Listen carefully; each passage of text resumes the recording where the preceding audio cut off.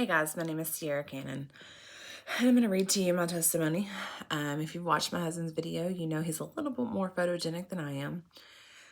Stage fright's something real, and I got it. So I'm going to read you from Broken to Redeemed. I remember getting out of jail and thinking, where do I go from here? I had no idea what was next. I was free, but I felt anything but free. I felt scared, disconnected, and empty. I knew deep down God had a mission for me. I didn't understand it yet, but I knew there was a reason I was still alive. I danced with death a little too much. I used to be a good mom. My kids were what I lived for. But after my divorce, after 17 years, and losing my mom, my best friend, I broke. I was grieving, lost, and confused. And I didn't know how to live anymore. Somewhere in all that pain, I lost sight of who I was and where my life was supposed to go. I didn't wake up and choose addiction.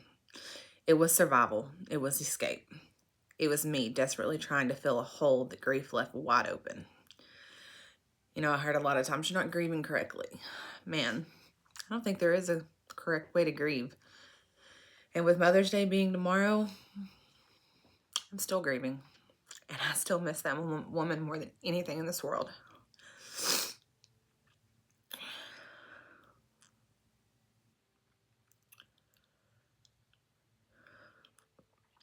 My addiction really started with Xanax.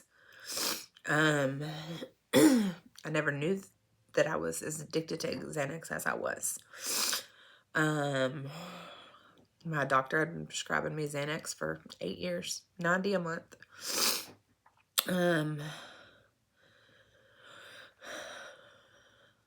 That one's hard to swallow. I followed that up with cocaine, alcohol, meth. Name it, I did it probably. And in the middle of it all, that became my reality. I lost everything. My kids, my home, my freedom. Remember the day we got arrested? We were living in Motel 6. That was rough. That day, I went to jail.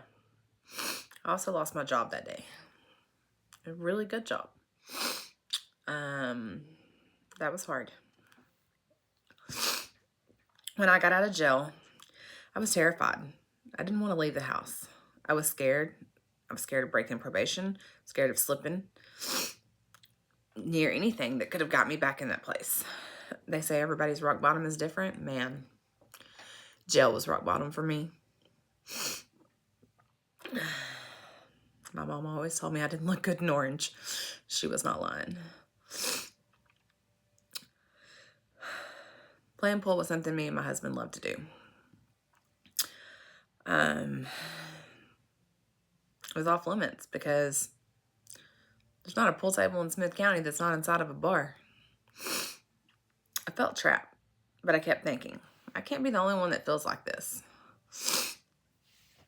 At this time, my husband was still in jail, and I remember telling him one morning I woke up, God put me here for a reason.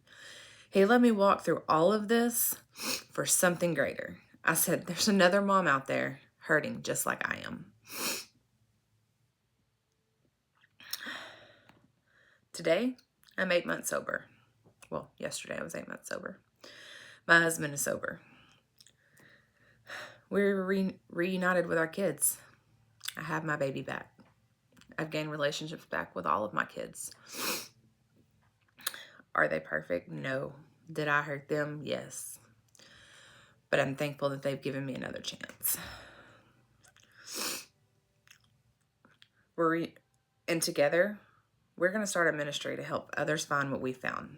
Freedom, purpose, and healing. So if you're watching this and you feel broken, ashamed, or stuck, hear me out. You're not alone. God is not done with your story because he still writes comeback stories, and I'm living proof. I can't wait to see what God has in store for Sober Racks. It's going to be a place for worship, a place where you can go when you need to know there's still life outside of drugs and alcohol.